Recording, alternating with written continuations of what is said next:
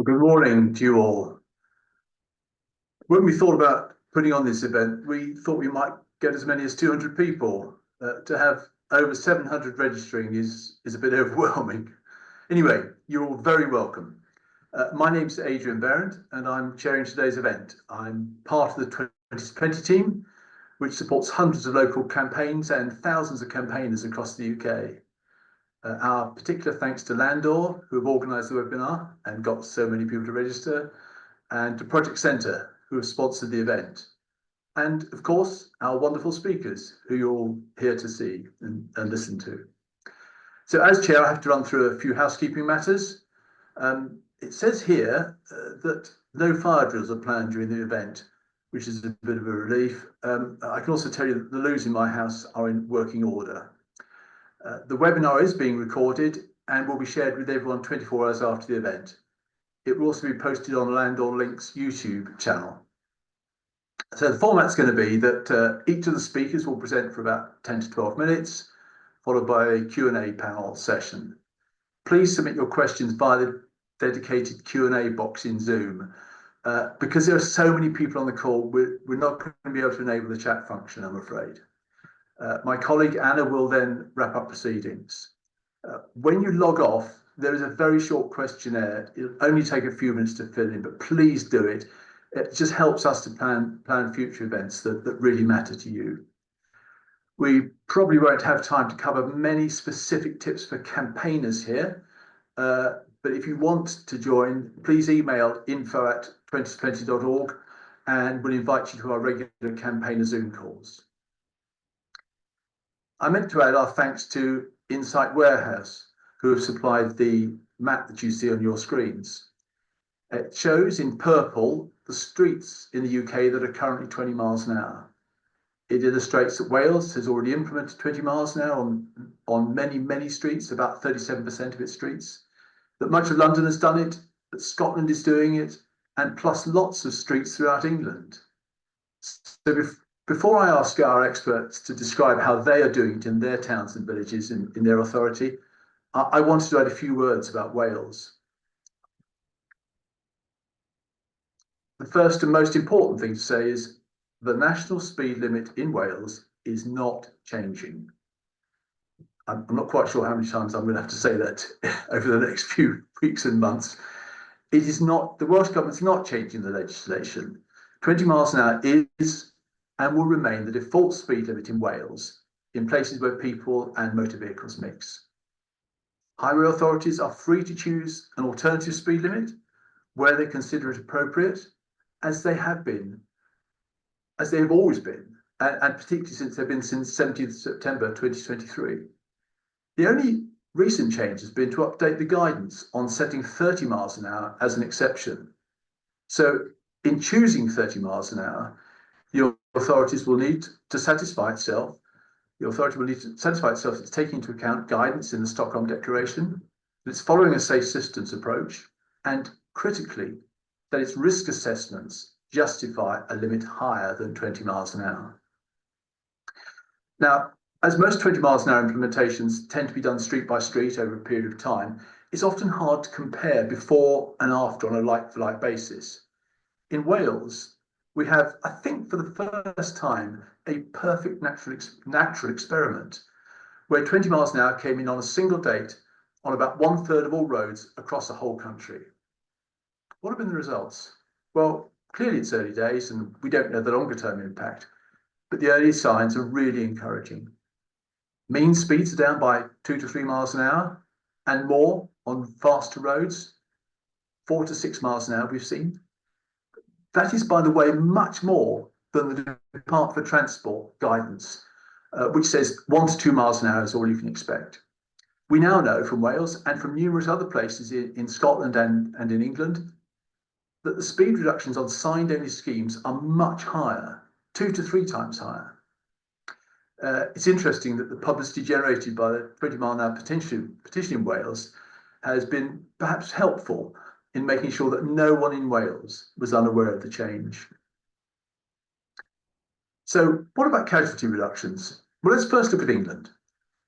Based on recent data from the DFT, we can see the casualties are slightly down or unchanged across the whole of 2023 year on year on all types of road user. That's the blue bar for 20 to 30 miles an hour roads and the amber bar for the other roads. How does that compare with Wales? Well, for the first 3 quarters, before 20 miles an hour was implemented, again, there was little change. But look at the blue bar on the right for Q4. It shows a huge drop of 29% on 20 and 30 mile an hour roads in the final quarter in Wales. The amber bar next to it is the change in casualties on faster roads, which are also slightly down, but only by about 5%. So in summary, across all roads in Wales and England, for the whole of 2023, we saw little change in speeds and casualties, except for roads in Wales where the speed limit was 20 or 30 miles an hour. And that only changed after 20 miles an hour was introduced. Now, clearly, look, it's not proof. It's only 1 quarter of data, but it's a good indication of the benefits of signed only 20 miles an hour in reducing casualties and collisions. And this is really confirmed by the fact that 20 miles an hour is enabling insurance companies like Esure to make its premiums lower than they otherwise would be. I think when insurance companies start to make commercial decisions, that's a good indicator that something is afoot. That's enough from me for now. To your speakers. First up, we have Alex Beckett from Cambridgeshire. Alex. Thank you very much, Adrian. And yeah, it's great to hear all of those stats and that data. It's so important to all of this. So my name is Councillor Alex Beckett, and I'm the chair of the Highways and Transport Committee at Cambridgeshire County Council. In Cambridgeshire, we run a committee-based system rather than a cabinet-based system. So I chair the committee, which gives us some really interesting opportunities, but also some challenges that go with this. Today, I'm going to try and go through the more political side of things rather than the statistics or the hard technical side of things, because, well, that's the bit that I deal with. So firstly, the biggest question to me was why 20 miles an hour? As Simon Sinek always says, start with why, and that's the most important thing to me when I start looking at these things. And as a politician, why would I look at introducing 20 miles an hour? Well, the first one is that we have a history of success, previous success of 20 miles an hour within Cambridge City. So we were one of the first areas to actually introduce 20 miles an hour in the Cambridge city centre and around all of the kind of residential roads around the city. So we didn't include the main kind of trunk roads, the A roads, but we did include most of the kind of residential roads, and it has been hugely successful. Cambridge actually has some of the highest levels of active travel in the entire country. We have about 35% of residents cycle to work, 20% walk, 50% of residents cycle at least once a week. So it has been, hugely successful in that. We don't have a huge number of dedicated cycle routes, actually. We started to build them out recently, but historically, most of our cycling and walking has been done kind of on road and on the pavements. And it's really been apparent to me how much the 20 mile an hour has enabled that. I'm a parent to a 6-year-old, and I bike my kid to school every day. It's amazing to see how many other parents do actually do that within the city of Cambridge. And that's because they have those safe routes to school. Not just the last sort of 100 meters outside the school, but the entire journey feels safe, in large parts because of that 20 mile an hour that we have on things. And safety, obviously, as a county council, is incredibly important to us. We're signed up to Vision Zero, and therefore it is one of those things that we are really committed to, is reducing down the number of casualties on our roads. Active travel is also important to us. We've always been looking at how we can push our journeys towards more active travel where possible and try and enable people to be able to get out of their car, and 20 miles an hour really helps with that. Finally is resident demand. So within Cambridgeshire, we operate what's known as a local highways improvement programme, which is where parishes and villages and small communities can bid for small local improvements in their area. They're up to about £25,000. They're things usually like double yellow line, traffic calming, things like that. What we've seen over the years is a large number of people applying for 20 mile an hours in their villages, in their parishes, in their areas. So we knew there was a real demand for it. And that really kind of helped us know that people wanted this in our area, and it was something that we should be looking at doing. So how did we do that? Well, the first thing is we're a joint administration within Cambridgeshire, and when we came in, we're a Liberal Democrat-led, Liberal Democrat Labour joint administration. And in our joint administration agreement, we put this. We put that we didn't focus on modal shift, and that we would make 20-mile-an-hour zones more widely available and easier to obtain. So that kind of helped us enable our officers to be able to start looking at 20 miles an hour. Now, I don't know how many people on the call today are kind of more of the, activists, people trying to really push 20 miles an hour rather than, county councillors and officers. But one thing I would say is that when you do start to lobby for big changes like 20 miles an hour, it's really important to think about, one, your message in the data, but also the timing. And timing here was really crucial. Getting this into our joint administration agreement really helped us. But if you are looking to, lobby your local authority, think about, the times that politicians are writing their manifestos is a great time to be lobbying for it. The other great time is when they're setting budgets. Don't be doing it in 2 weeks before the election. Think about it earlier, because that's a really good time to get things in people's brains and where they really can do it. So we had that there. We then started a 20 mile an hour member working group. So there we brought together members from both the administration and the opposition to discuss 20 miles an hour and form our 2 processes that we had. The first of these was our bottom-up process, and that was based on our local highways improvement process, where towns and parishes could apply for 20 miles an hour in their area. As part of that, they submitted evidence as to why it would be good. We also asked them to carry out local kind of surveys and consultations so that they could, gather and show us the data that local people really wanted it, and that would really help us. It also helped them build support within their local communities. And within that, last time around, we got 66 different applications from local towns and parishes that really wanted it in their areas. We then also luckily came across some extra funding from our combined authority via the Transforming Cities Fund. This had a bit of a time limit on it, but it was a significant amount of funding that we could put into a 20 mile an hour program. So we developed a top-down approach. So this is where we wanted to deploy on a larger scale in more of our kind of towns and cities area. For the timing, we couldn't kind of really have this come as a bottom-up. We needed to do this as a top-down, a bigger area approach. So we approached all of those kind of larger towns and settlements to ask whether they were interested in 20 miles an hour. Now, some weren't. Some decided that it wasn't for them, but we ended up with 8 larger schemes that would be delivered on a big scale.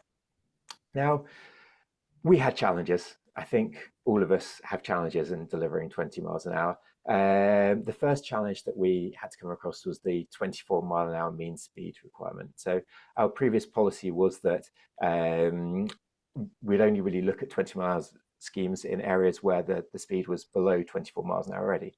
Now, within our working group and on a cross-party basis, we all decided that that wasn't something that we wanted.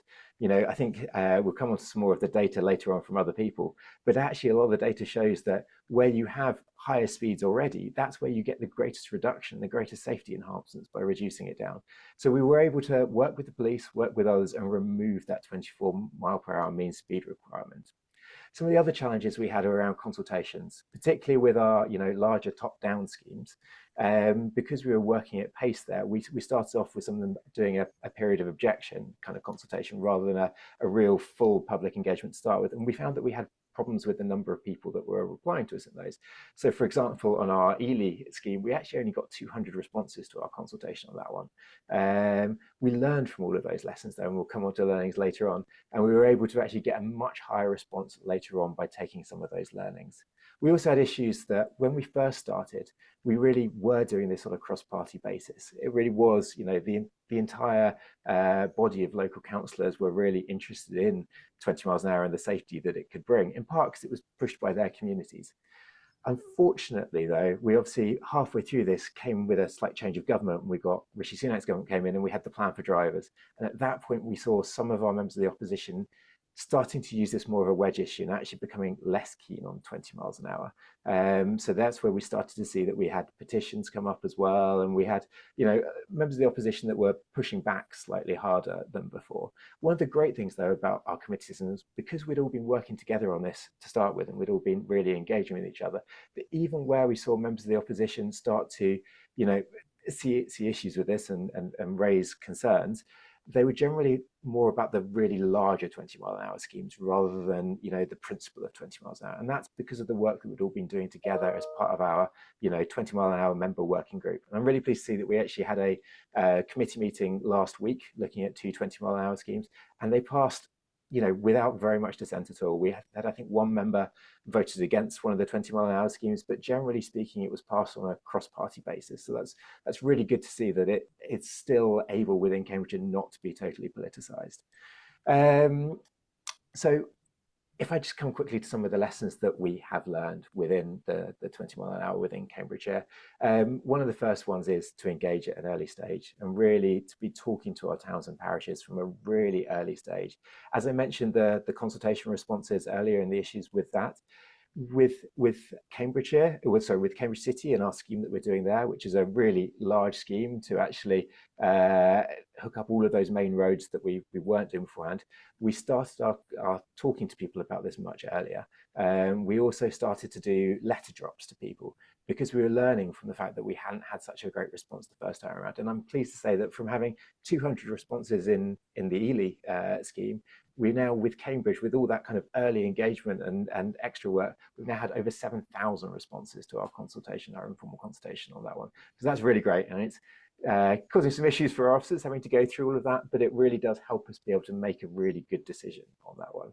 Data is obviously incredibly important. And the one thing I would say as well, that there is such a wealth of data out there on why 20 miles an hour is brilliant for people and how it improves safety.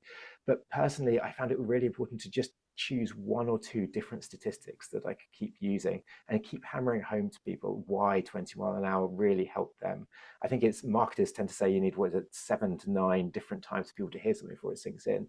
So rather than overwhelming people with data, to be able to drill in on kind of one or two of those really useful statistics of how it reduces down casualties really, I think, helped us get the message across to the general population.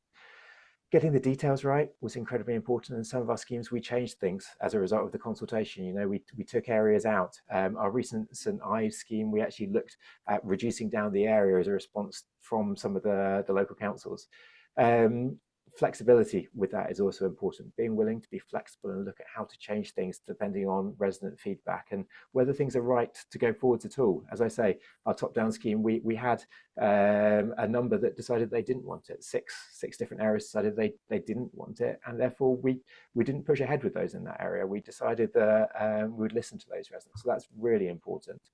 Teamwork has also been incredibly important in all of this.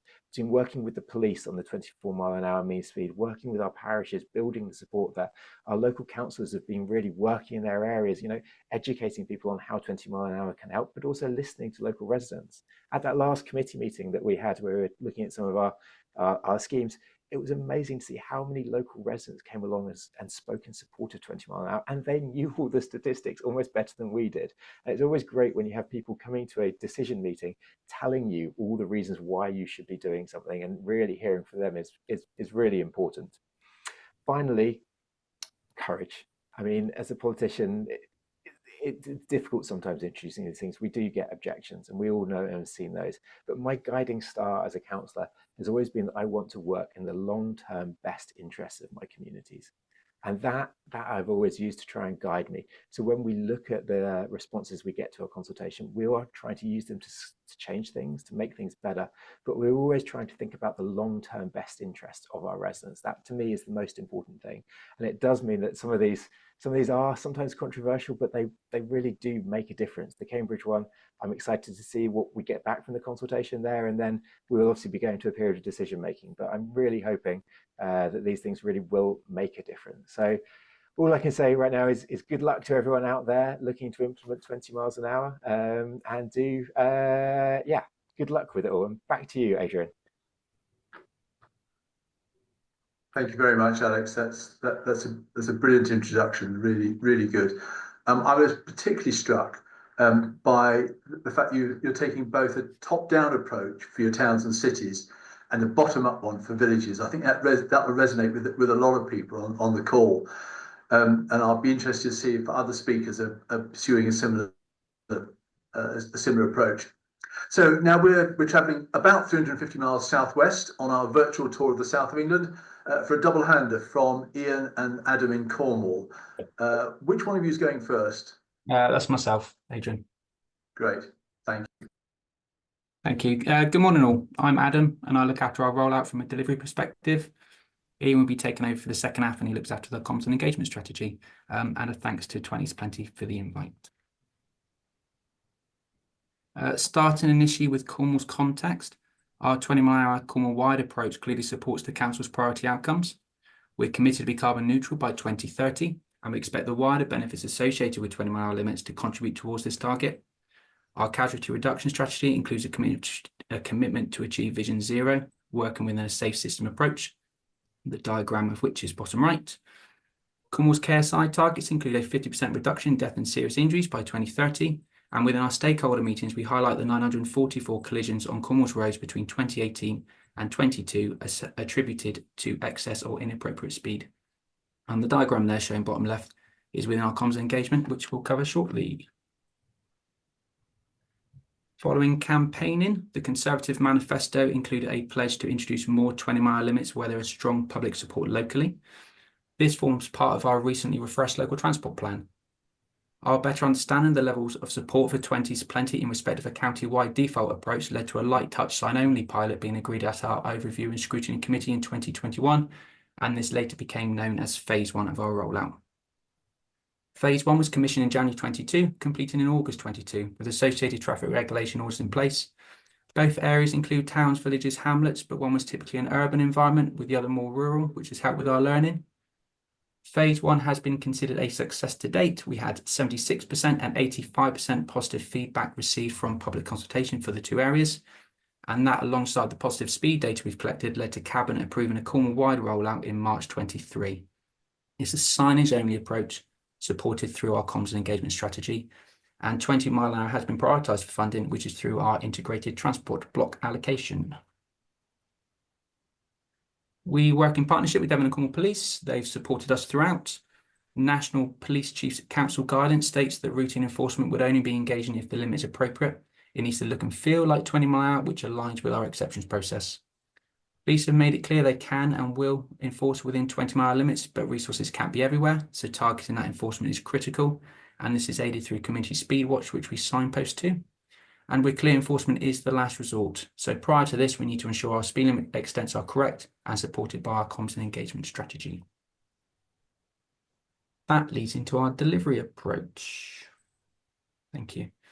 To date, we've delivered nearly half of our rollout, and that delivery order is based on collision data. 2 years ago, we had around 700 20-mile limits within Cornwall, and we're now into the thousands. Historically, traffic calming would have been required to align with national guidance. However, our approach challenges this. That said, we're being really careful with our signage-only extents to maximise compliance. Following a drive of every road, we have an officer meeting. We use Street View and the information gained from the site visits to determine the proposed 20-mile coverage and extents.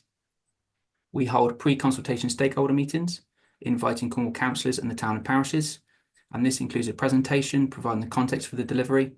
We then go through every proposed speed limit extent shown on the draft drawings with Street View. It is quite an extensive process, and we clearly need local stakeholders on board as they know their areas better than we do. I like to think we actively listen to them.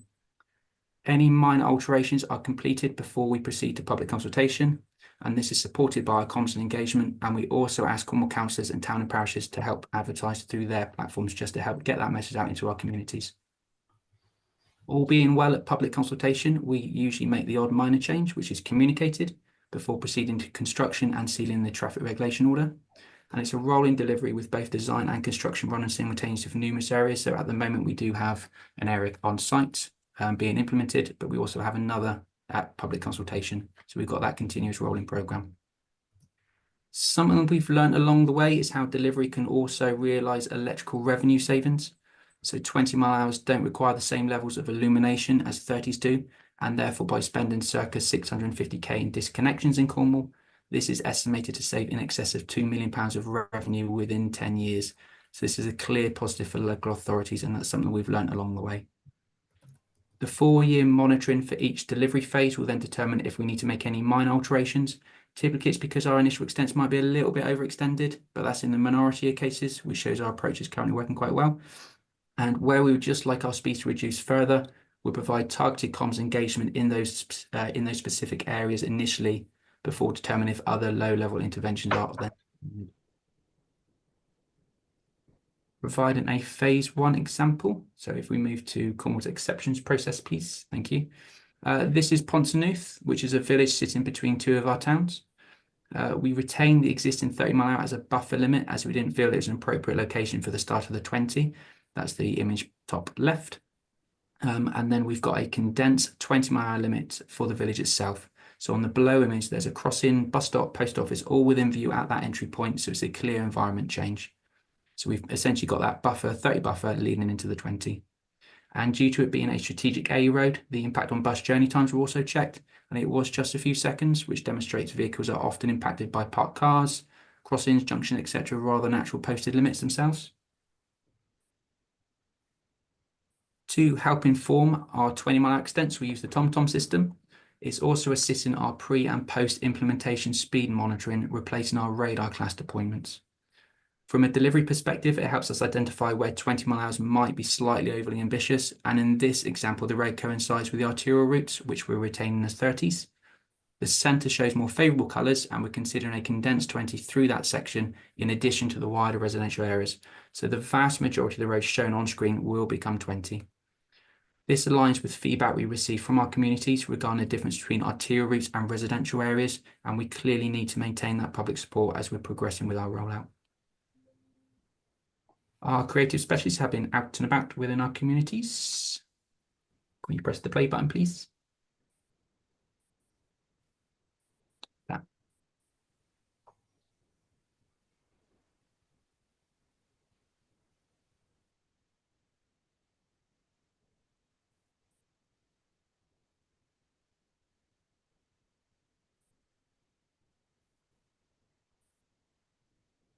It's a really good idea. We're a very hilly county, aren't we? People are always whizzing around. There's lots of kids, families around. I'm absolutely all for it. Well, I think so long as it's in appropriate places where it's really needed, that's good. But I just find it annoying. It's more safe that way. Narrow roads and residential areas seems like a good idea. I think it's good in residential areas, but perhaps not so much on more busy roads, something that holds up traffic, which causes issues with congestion and pollution and things like that. I think in certain areas it's definitely got its legitimacy, because in all honesty I think we've become too car dependent, and focusing more on pedestrian safety and pedestrianising areas, making it a lot more friendly, it's definitely have a benefit to communities. In the relevant areas, I believe they will add to road safety. So I think having something like that in place just makes it a bit easier to sort of accommodate more pedestrians and things like that. So recently I got a speeding ticket, so that's my opinion of that. Probably the answer is to have variable speed limits based on the type of road and where you are and the net amount of traffic. As annoying as they are, I understand it's necessary, particularly at certain times of the day. I think it's brilliant. Because I think when you have a little child as well, it works out really good, and I don't mind this inconvenience. It's really relatively small. I really think it's wonderful because it has definitely slowed down and made the place more safe. It's entirely sensible in my view.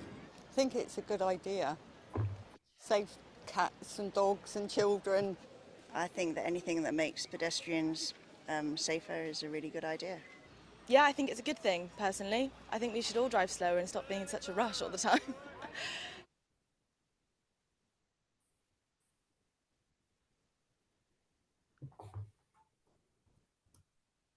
I think it's a really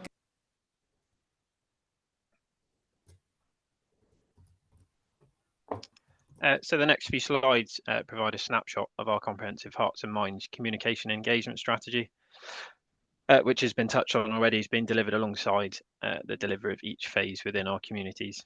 As you'll see on screen, the campaign Creative focuses on life's better at 20 mile an hour and aims to show the ways in which life can be safer, healthier and greener. The first three phases of the rollout have been live on social media, mostly through Meta, Facebook platforms, etc., since July 2022. And throughout this time, there's been differing messages for the different areas of Cornwall, depending on their stage within the programme. Over 570,000 accounts have been reached with a 20 mile an hour message, includes those living and visiting those targeted areas. and 20-mile-an-hour messages have been served on Meta platforms nearly 3.5 million times. And there have also been around 7,000 clicks to find out more about our 20-mile-an-hour programme. Whilst there has been a relatively mixed response to the rollout as a whole, I have to say that comments have largely been self-moderated with healthy debate around the subject. We have a dedicated page on the council's website for the 20-mile-an-hour programme, and this is treated as a relatively live space, providing information on the benefits associated with 20-mile-an-hour, our approach, programme and costs, the police's position on 20-mile-an-hour enforcement, including community speed watch, and a resource pack linked with our comms and engagement strategy. Skip on to the next slide, please. A number of our communication resources signpost to this page, where communities can view and download the resources to help spread the word and engage communities at a local level, supporting the work of the wider campaign to make Cornwall's roads safer. Next slide, please. The strategy's resources include targeted messaging posted on social media, and a couple of examples of these are shown on screen. Very short clips coupled with a bit of copy text with a specific message.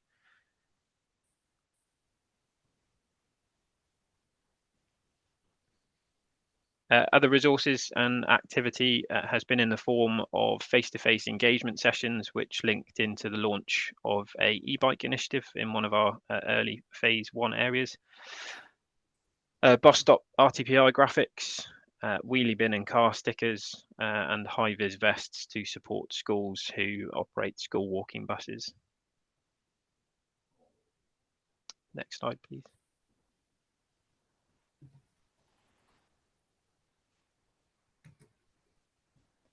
And just skip on to the next slide as well, please. We also advertise on our bus stops. We've wrapped a library van. We'll be wrapping another one very soon in the other half of our county, where delivery is now starting to pick up. We've engaged at events with our A-frames, developed trolley tokens, which again, QR code on the reverse to signpost to our website. In addition to the resource packs, we're providing all schools across the county with resource packs. And we're also reviewing options to undertake talks and productions in school assemblies, as well as provide lesson plans and looking to reinvigorate school speed watch across the county. Next slide, please. As touched on earlier on, we're monitoring before and after speeds for each of our sites. Here is a couple of examples into specifics of our phase 1, typically urban area.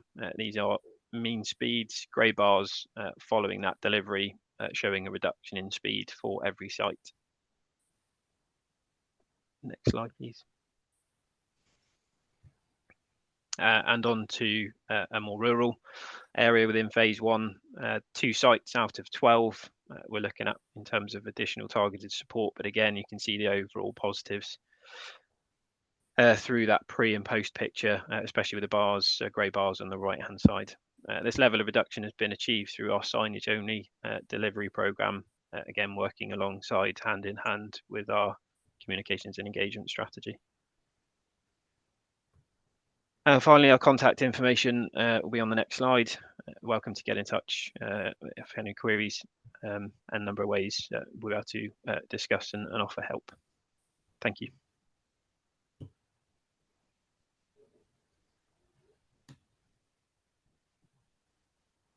Thank you very much, Ian and Adam.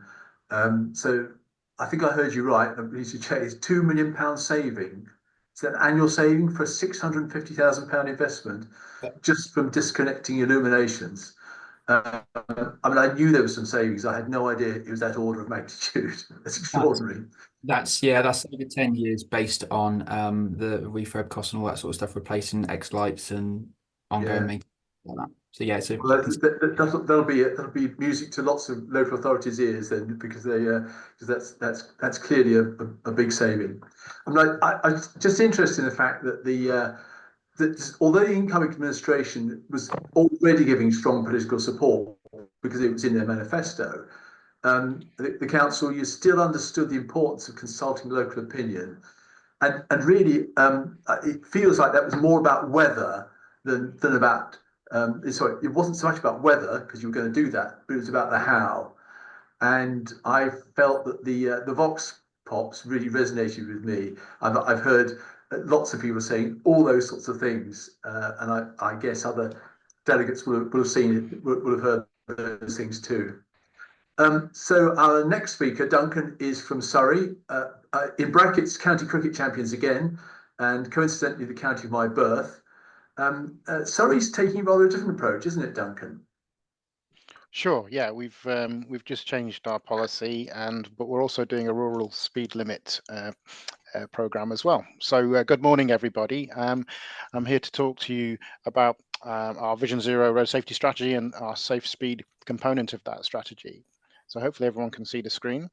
And yeah, so just to begin with, we have a new Vision Zero road safety strategy which follows the safe systems approach. This is the kind of international best practice approach to road safety now. And it has three basic main principles: that people are vulnerable and will be hurt if they're involved in a collision. And people will make mistakes, and therefore it's our duty as stakeholders and managers of the roads to mitigate those possibilities. And we work together with our partners, the Fire and Rescue Service, Police and Crime Commissioner. And it has five main components that work together. And the most important of those for this presentation is safe speed.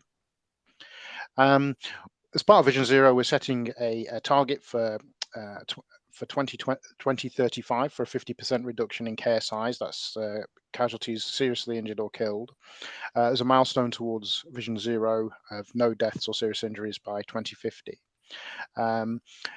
That means we're reducing 758 KSIs per year to 375. And as a baseline, just for your interest, we've chosen 2019 and 2022 as the most recent typical years, as the ones in 2020 and 21 were affected by COVID, and 2018 was affected by a new police recording system that was introduced that year.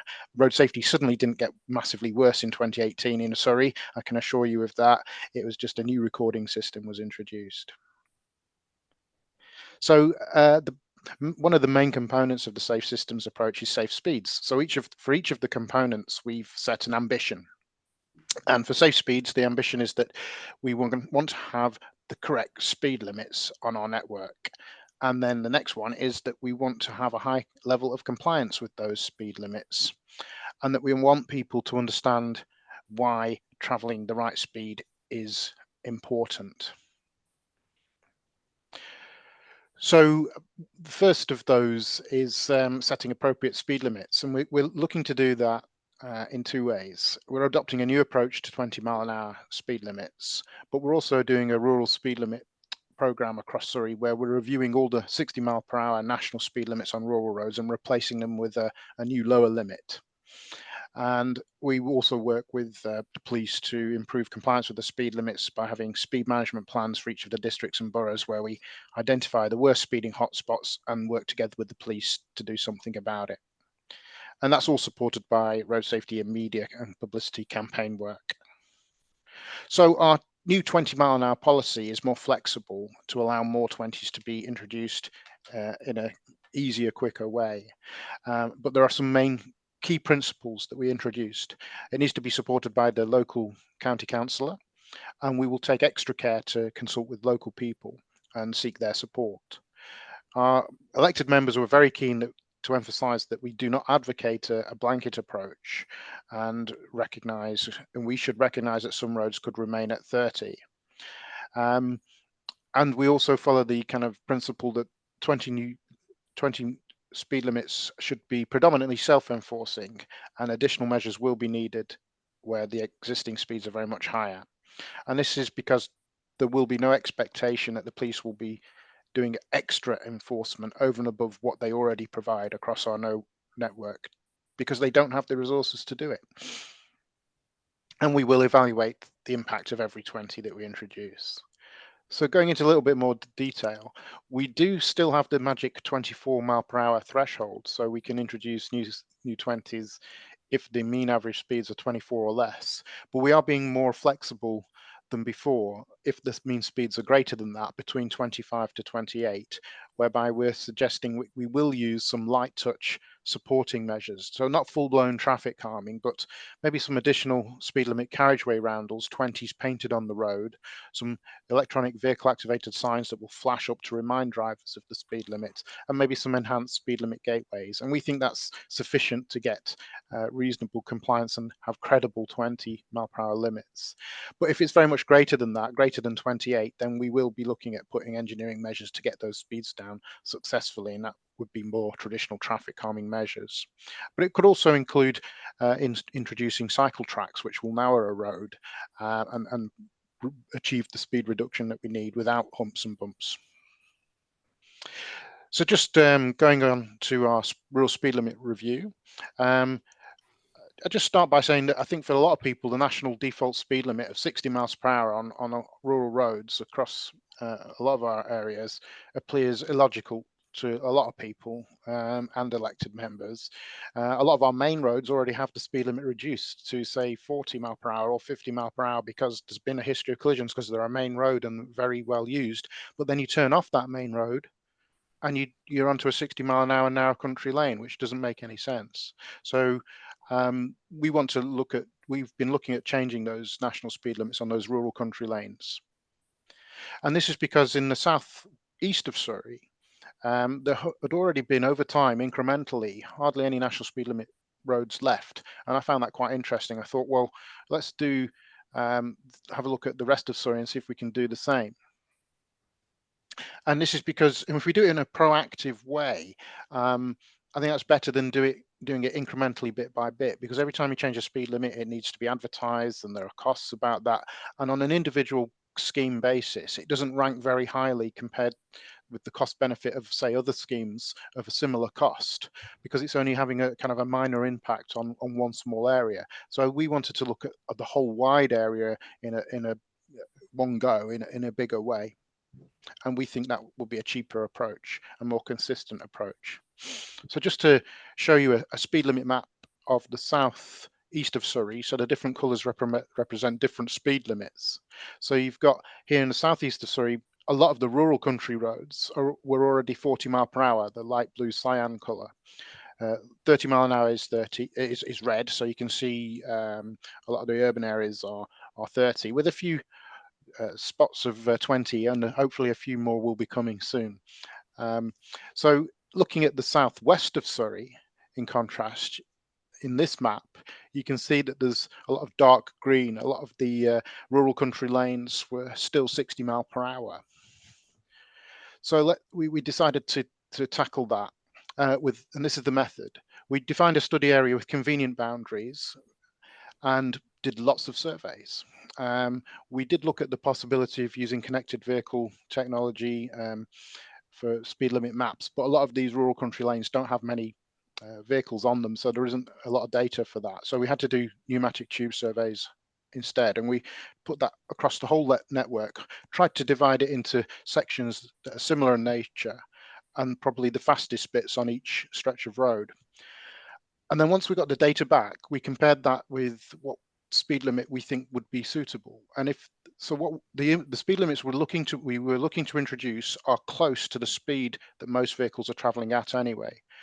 Our policy supports new lower speed limits if they are within 10% plus 2 of the desired new speed limit. So if the mean average speeds were 35, we would put a new 30 limit in. If they were 24 or less, we would put a new 20 in. And we would the next step would be to present those options to the local stakeholders and approvals, and then detailed design, and then implement. So I think I'd like to say that we would acknowledge that speed limit reductions on their own on one stretch of road are unlikely to make a big difference. But if you're doing that across a whole wide area, across lots of road, altogether that adds up to a big difference overall. We do acknowledge that it will require additional signing, and some people, object to, putting more signs up in country roads and areas of beautiful countryside. But we were careful to try and minimise that impact by putting them on wooden posts and trying to co-locate the signs on existing posts wherever possible. And it's worth remembering that the latest design guidance is that you don't have to have, it's not mandatory to have that many repeaters. It's helpful, but not mandatory. So we can be a bit light touch on stretches of road where we know the speeds are already very well within the new speed limit, and only put them in where we really need them. So this is the area that we tackled first of all, kind of circled in a pink highlighter pen. And you can see there's on the existing road network, there were quite a lot of dark green national speed limit roads with a few 40s and a few 30s in between that. So after we implemented the new speed limits, this is what it looks like. And you can see there's quite a lot of yellow there, and the yellow is 20 miles per hour. And we were a little bit startled at that ourselves at first. We were like, oh my goodness, have we done the right thing here? But actually, you look at that and you look at those roads in detail, and every single one of them is a single track country lane with passing places, or pretty close to that. And absolutely, that's the right speed limit for that sort of road, because that's where people are walking and cycling. And there's absolutely no reason for people to be traveling really fast there unless they're going to cause a danger to other road users. And actually, that's where that's the speeds that most people were traveling at, based on our speed surveys. So it was eminently sensible to introduce a new speed limit close to the speed at which most people were already traveling at. So just go back one step and show you the map before and after. So you can see there's quite a difference there. And some case study examples here. This was a 60-mile-an-hour speed limit road. Now, obviously, that's daft. That doesn't make any sense for that stretch of road. And that's now reduced to 20. And this is perhaps not a built-up country lane, but you can see that again, doesn't make sense for that to be 60 miles per hour, and that is now 20. Some of the stretches were 30, but this had some narrow country lanes coming into it that we were reducing to 20, so it didn't make sense to leave the centre of the village as 30 with the roads coming into it as 20, so we made the whole village 20 as well, and that was completely in keeping with the nature and use of the road in that area.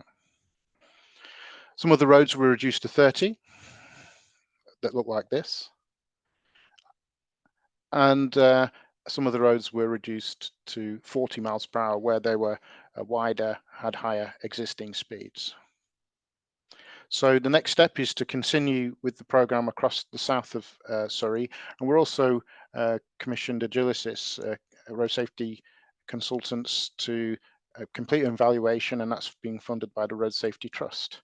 And thank you to my colleagues who've been working on this project. Thanks very much for listening.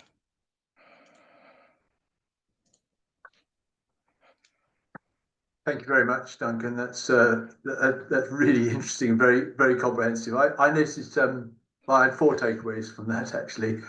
One was one of your earlier statements, which was people make mistakes, and we need to think about how to prevent those mistakes resulting in a serious or fatal casualty. We just have to remember that always. The idea that, or the statement that small differences in lots of places make a big overall difference. I think it's very easy for us to think, well, you've got a problem here, so let's try and fix that particular problem. Whereas sometimes a more generic solution actually brings greater benefits. I also like the idea that you're thinking about 20 miles an hour as one component in an overall safe systems approach with a clear objective of Vision Zero. And maybe we'll come back in the chat, in the panel discussion about what people's objectives were with 20 miles an hour going in. And I think most of all, we'll look back at those roads in a few years, and we'll think we were barking mad to think we endorsed 40 or 60 miles an hour on some of those roads that you showed. That road just past the pub on Aberdeen Road is just extraordinary. Anyway, there we are. Thank you very much. So for our final local authority speaker, we're going to return to the other half of Oxbridge, This wasn't planned, by the way, to start with Cambridge and go to Oxford. But Andrew Gant's going to tell us how Oxfordshire, as I think you've nearly finished your rollout of 20 miles now across the county, haven't you, Andrew? Yes, thank you, Adrian. Yes, that's true, and thank you very much for the opportunity to join you. It's so exciting to see so many people engaging with this absolutely vital issue. Yes, you're right. We're all at very slightly different points of this journey. As you say, my name's Councillor Andrew Gant. I'm the Cabinet Member for Transport Management. So there's one crucial difference with my colleague, Councillor Alex Beckett, that he has a committee to deal with, and I don't. You can make of that what you will. We began this journey with the budget decision in 2022, where we put £8 million before I was imposed into this scheme. It's a 3-year scheme. So as you say, Adrian, it is coming towards its end now, and it has been very successful. So on the next slide, I've just begun by coming straight in with some of the key challenges that we've faced. And one that has run through the whole scheme has been objections from our bus company operators, who routinely say that slowing down speeds makes their journeys longer, which you can see is, on the face of it, logical. The obvious kickback to that, of course, is that people say, well, going through a small village, reducing from 30 to 20, even if buses can go at those speeds, which they don't, is going to add a matter of seconds to the journey time. To which they will respond, that in itself is true, but if you have a route that goes through 4 or 5 of these villages and is doing that route on a loop 8 or 9 or 10 times a day, that has a cumulative effect on services. The important thing, of course, is whether what they're saying is true. And as a decision maker, you absolutely have to be able to rely on evidence. So I have had highly trained and expensively paid officers sitting on a bus going round and round, timing it and working out the speed. And that enables me to back up the decisions that I'm called on to make with evidence. Another key challenge has been exactly where a speed limit goes in, and colleagues have talked about this a little bit. Basically, our policy is that residential areas, residential streets with frontages are 20 miles an hour, but often, of course, the village will have a main road going either through it or adjacent to it. And then the question is exactly where a particular kind of road becomes another kind of a road. The fine market town of Abingdon presented me with a bit of a challenge fairly early on in my tenure of this job. I was actually sitting down to listen to a carol service not far from where Alex is based, got my phone out to switch it off and saw a message from one of my senior officers saying, "You have seen the letter from the bus companies, haven't you?" Which of course I hadn't. And this was in relation to a cabinet member decision meeting the following day.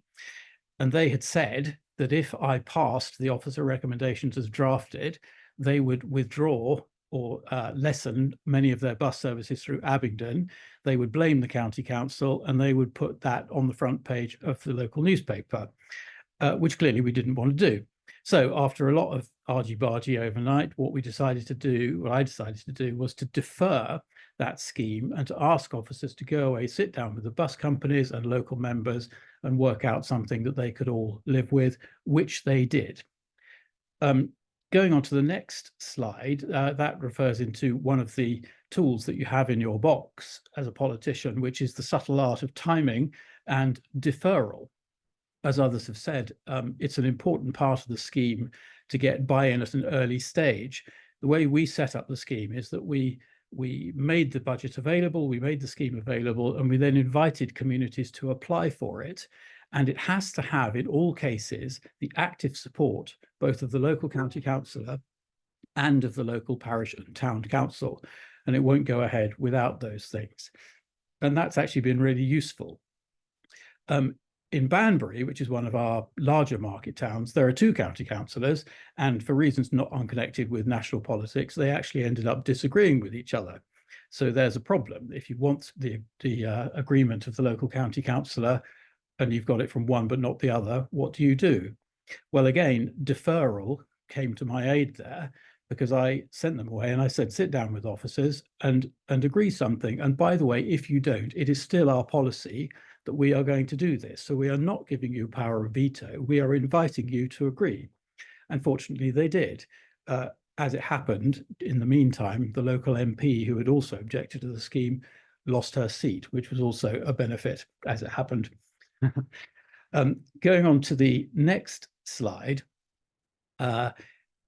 as Alex mentioned and others have mentioned, it is, of course, absolutely vital to get the detail right. This is the little village of Tiddington, and as you can see, there is a main road going through the middle there. And you can see from that map quite clearly where the residential frontages are and where they aren't, and that's an example of where officers have applied the guidance that they have adopted. The next slide mentions enforcement. Clearly, no policy is worth anything if people don't obey it. Frankly, we would like and value more engagement from the police. We all understand the pressures on resources, but a bit more public endorsement of the benefits would be very helpful. That is changing, but not fast enough, frankly. Local enforcement has a very important role to play.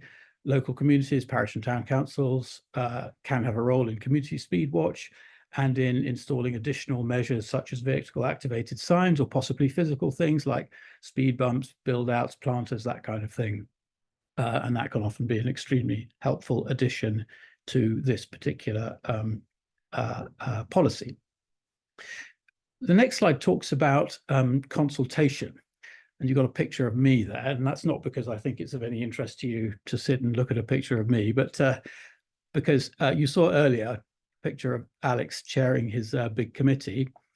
Well, this is my committee. It's a committee of one, me.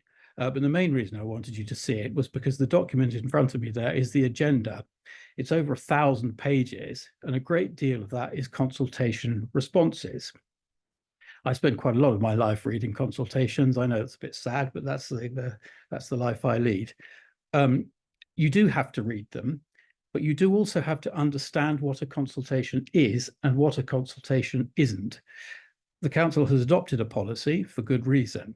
So if somebody objects on the grounds that they don't agree with the policy, that is not the question they are being asked. Some consultation responses resort to abuse. Sometimes people object to a scheme because they wanted to go further. So clearly putting those people in the object category does not actually represent their views. And then, of course, there are plenty of people who make very valid points, which you have to try and find in those 1,000 pages. But one thing I do find frustrating as an elected politician is fellow politicians who just say, well, the majority of people have objected to this, so therefore you mustn't do it. That is not what a consultation is there to do. And unfortunately, if you take that view, you simply never do anything. And there has been far too much of that in Oxfordshire recently. The next slide makes the point that, as colleagues have already said, no transport policy exists in isolation. In Oxfordshire, we're bringing forward a range of policies which all add up to delivering a safer and a better place. At the bottom right there is Larkrise Primary School. That is a school street. It's also inside an LTN. There has been a 60% reduction in children arriving at that school by car and a 78% increase in children arriving at that school by bike and on foot. Now, that's not really anything to do with travel. It means that their health is better, their educational attainment is better, their social life is better, their parents can chat to their kids and indeed to other parents. It is better for everybody, and it's part of a holistic view of how transport policy is the same as economic policy and, crucially, health policy. Going on to the next slide, we're back to the dreaded word politics. Alex mentioned the plan for drivers. Well, on behalf of Oxford, I can play a bit of one-upmanship here. We were actually mentioned in the preamble to the plan for drivers. And more than that, we were actually mentioned in the words of His Majesty the King, in the King's speech of the last recently departed government. And look at the language that they've used there. It is not right that drivers feel under attack. We will explore options to stop councils such as Oxford policing people's lives, aggressively anti-driver traffic management. 20-mile-an-hour limits must be used appropriately where people want them, not as blanket measures. Well, there's no such thing as a blanket for 20-mile-an-hour policy, certainly not in Oxfordshire. Each scheme is designed with forensic detail in order to meet the policy and the needs. And I don't think anybody was sorry to see that plan for drivers reversing rapidly into history earlier this year. Going on to the last slide, this is really where we have ended up. We're in the third year of 3. I mentioned at the beginning that we allocated £8 million towards it. I'm absolutely thrilled to say that we will end up having spent just a little over half of that, which is always a good thing to be able to tell your colleagues at budget time. Of course, in the end, it's about behaviour change and monitoring the evidence of change. And we've had comments from colleagues about that as well. But one thing I'm absolutely thrilled about is that having gone out to communities and asked them to apply, about 90% of all communities across Oxfordshire have taken part. We are up to over 200 already, and at the end of the scheme, it will be 300, which is astonishing. And of those that aren't taking part, some of them are because there are technical and design reasons why they are not appropriate. And one of the benefits of that is that when politicians, I deliberately haven't mentioned party politics, have maybe aligned themselves with a national policy of their party and criticised the policy, it's made it dead easy for me to stand up in council and say, yes, but every single councillor in your party, and indeed in this chamber, has asked for this scheme in their own division because their people want it. And that's the end of that argument. In terms of the politics, we are also a minority coalition administration. But frankly, the coalition of the willing has not all that much to do with party politics. My party, which is the Liberal Democrats, same as Alex, has become very closely associated with these policies, along with our colleagues in the Green Party. Some other parties have been equivocal, some have been actively hostile. But frankly, the group that matters most is what I call the coalition of the willing, which is a group of people from all parties and none from advocacy groups and just from the general public who actively support what we're trying to do. And they are absolutely invaluable. And so finally, just moving on to the very last slide there, Oxford, Alex mentioned what they're doing in Cambridge. We have deliberately delayed the scheme in Oxford, partly because of the effect of other transport initiatives you may well be aware with Network Rail's ongoing comedy on the Botley Road and the railway station. We can't do anything until they finally get their act together and decide what they're going to do about that scheme, and we are still waiting to find out what that is, but it is our policy to do that. There will be a negotiation with the bus companies. We have a contractual obligation to deliver a 10% improvement in journey times in Oxford in order to justify investment in a new fleet of electric buses. So there will have to be discussions in that respect, but that will happen. And so finally, just to say, please keep in touch. My contact details are on the slides there, and I very much look forward to working with everybody on this call on this absolutely vital policy for the safety and amenity of our country and our children.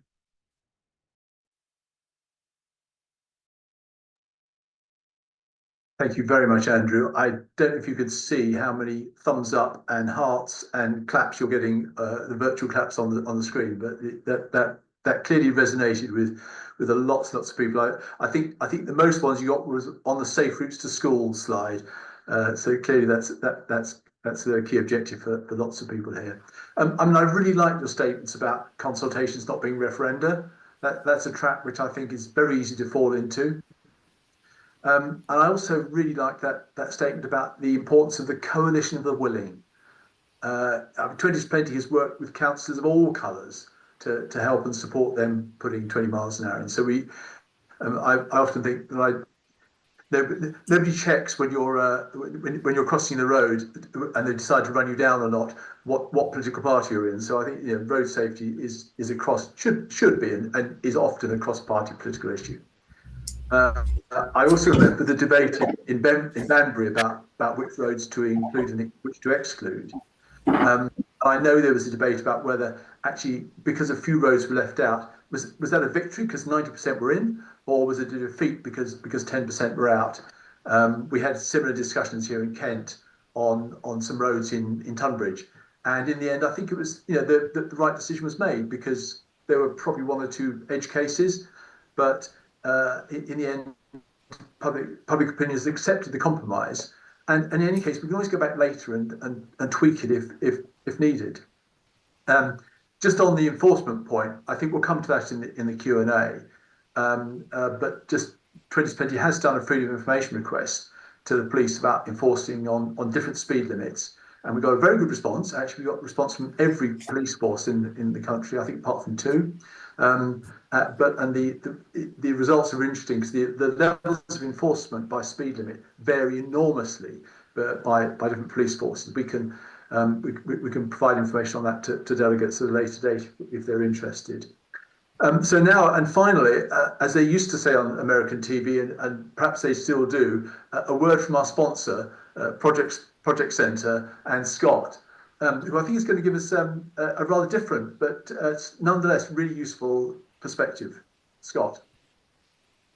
Great, thank you, Adrian, and thank you to all the speakers. It's been absolutely fascinating to see and to learn how authorities are implementing 20 mile an hour across the south and indeed across the UK. So first of all, welcome. My name is Scott Lester.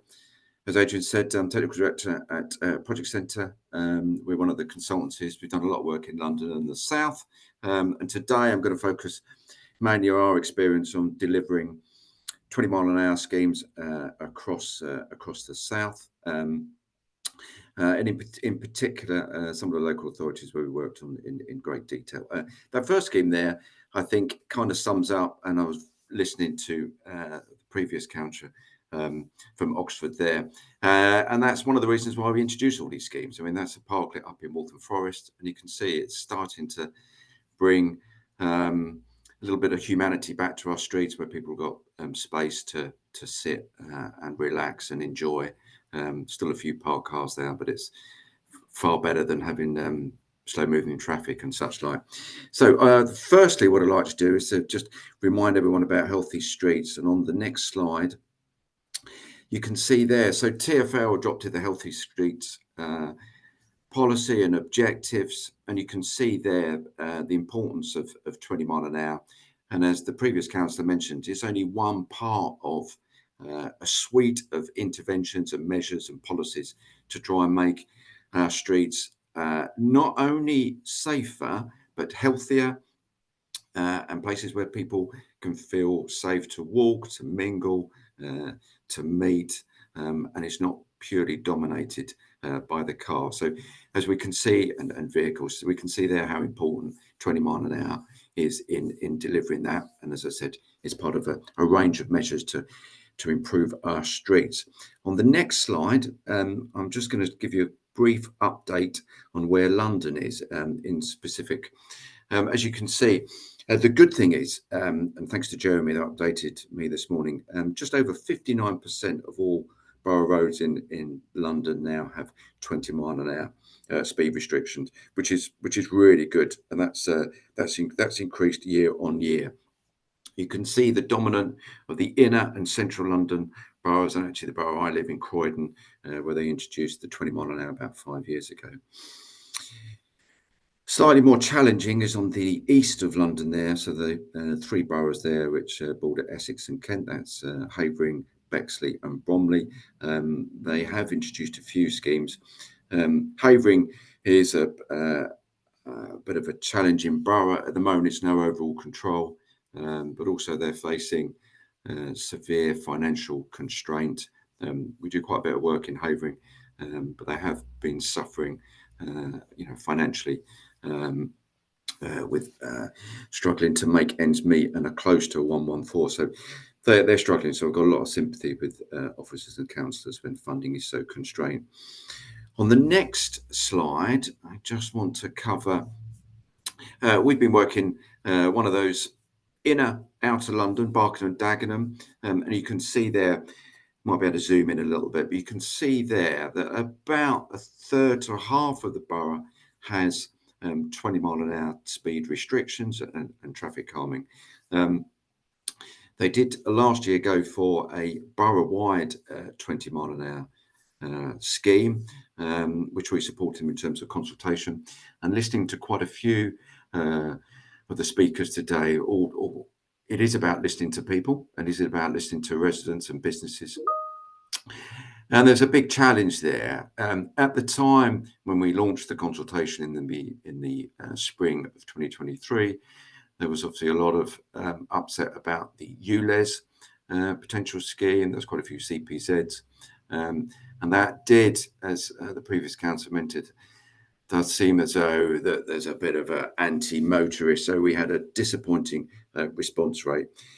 And so the borough-wide hasn't progressed at the moment, but they have moved to introduce a lot of school streets, which we're supporting them on. So really my message there, it's an ongoing challenge. And as previously highlighted, I think it was a big relief to all of us in the industry when the previous government, their plans there to reduce local highway authorities' ability to implement change has been withdrawn. So that's good. And it looks like we've got an administration now which is a lot more supportive. Moving on to the couple of other bits I really want to cover is we also work, I showed there, Waltham Forest, and interestingly, some of the challenges there that they've similarly faced, where in the northern part of the borough, it is a lot more conservative with a small and a capital C, and there's been quite a bit of resistance to schemes there. Nonetheless, they had introduced a 20-mile-an-hour zone, and that's been reasonably successful, albeit, as I said, there is a little bit of opposition there. There, they've gone for quite a bit of traffic calming in terms of sinusoidal humps, road closures, and traditional flat-top humps. Working closely with the bus operators to make sure that the numerous bus services that serve Chingford around the TfL's traffic calming guidelines were followed. So yeah, that's brought a big change there. So a great swathe of Waltham Forest is now 20 mile an hour, and indeed I think along with Hounslow, Wandsworth, Kingston, Newham, they all now have default 20 mile an hour, which is really good. Moving on to another local authority that we work for, we did an in-depth piece of analysis here on speed and collisions across the borough. Lewisham introduced a borough-wide 20 mile an hour in September 2016, and you can just make out, but what is of interest, and it really echoes what Duncan and others have said, is the fact that merely by introducing the 20 mile an hour signs and lines doesn't always correlate to reduction of speed, which we know, but I think it is useful to still analyse it. We looked at, on the next slide, you can just see some of the stats that have produced there. So there we looked at 189 locations across the borough, and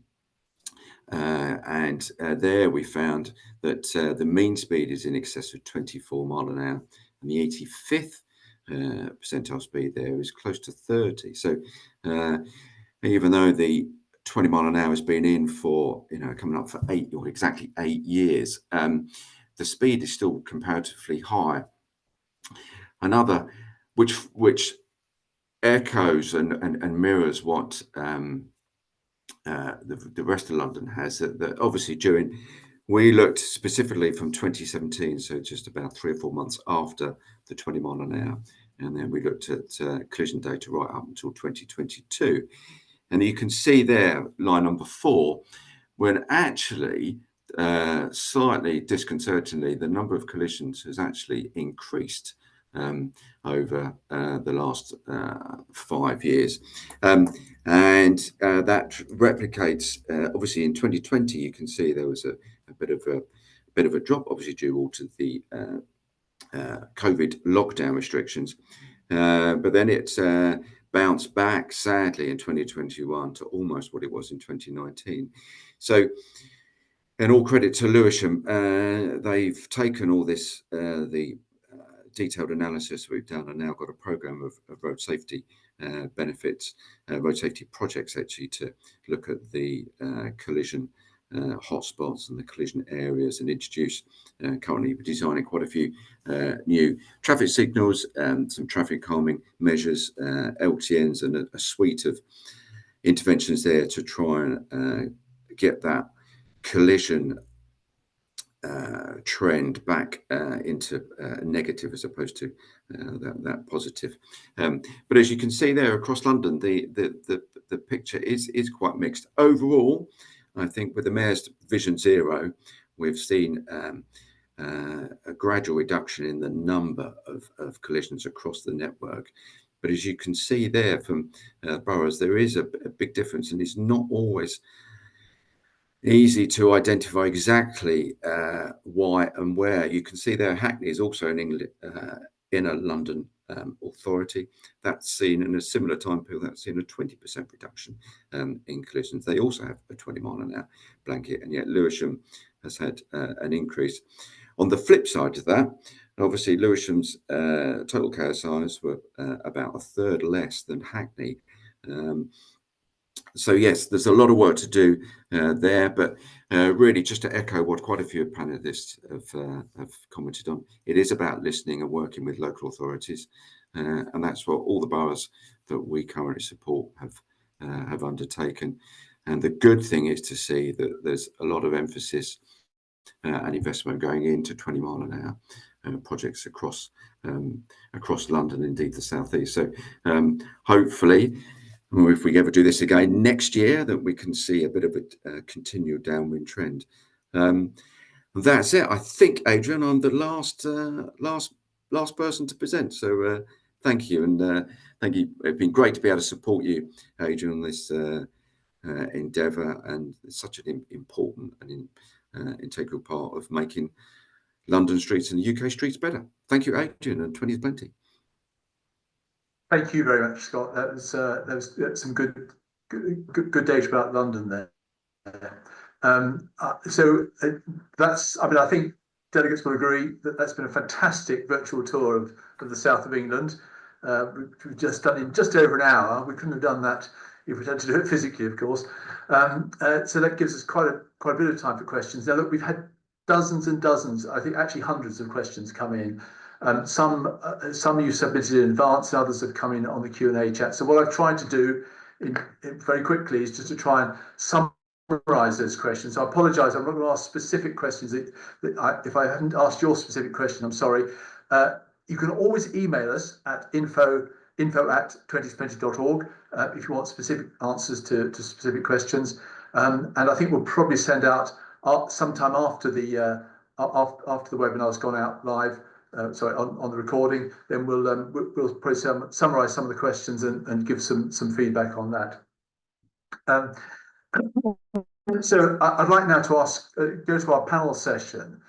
Now, listening to you all, I'm conscious. I became conscious actually of, on the one hand, you all seem to face similar. You've covered similar themes and you've faced similar challenges, but on the other hand, you've all found individual ways to get to a solution that is right for your community.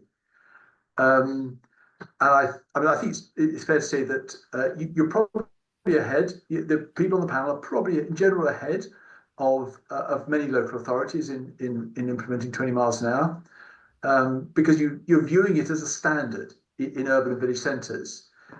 But my guess also is, from what you were saying, that you started from a similar position to many of the delegates on this call, where often 20 miles an hour is seen as an exception that needed its own justification. How did you? What was the process you went through to overcome that? And what was the sort of time scale that it took? Who'd like to go first on that?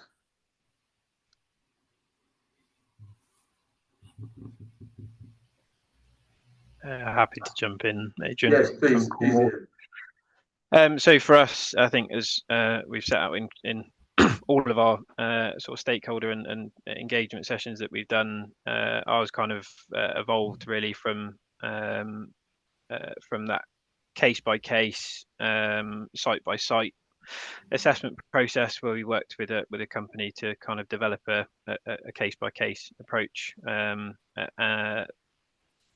Vastly overwhelmed in terms of that expressions of interest window that we put out to communities to start listening to that local voice of the feeling of 20 mile an hour locally. And yeah, as I say, massively overwhelmed by the number of expressions of interest.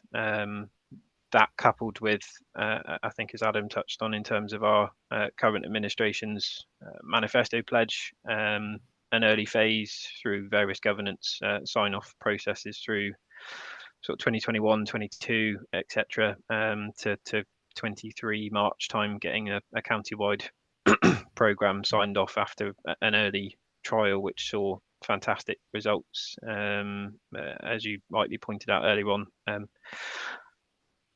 Pleasantly surprised us in terms of the speed reductions, both in average and 85th speeds. We saw reduce some sort of even 85th percentiles. We had sort of 8 to 9 mile an hour reductions in some sites across Cornwall, which was fantastic to see. And then went through our final hurdle of cabinet to sign off a county-wide approach, and certainly coming at it from that consistency side, it kind of leaves.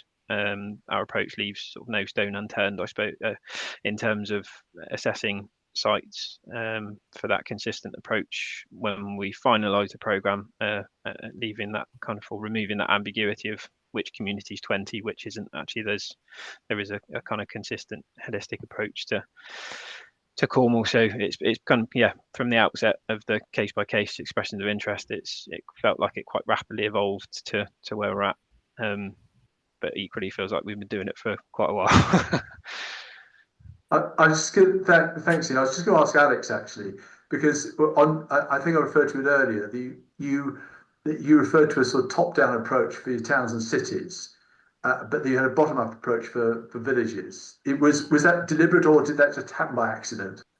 So some of that was due to funding, if I'm being perfectly honest with you. We started with the bottom-up approach, and that was funded via our integrated transport block funding. So that came that way. Then our mayoral combined authority had a pot of funding that they found, which had some time limits on it, so meant that it had to be implemented quite quickly. So that kind of led to the different approach there. But I mean, within Cambridgeshire, I have to admit, I stand on the shoulder of giants in the 20 mile an hour process, in that the city has had a 20 mile an hour zone for a very, very long time, and it's been built up very slowly over time. We've seen more and more demand for it. As I say, with our local highways improvement programme, we're finding more and more people, asking for 20 miles an hour.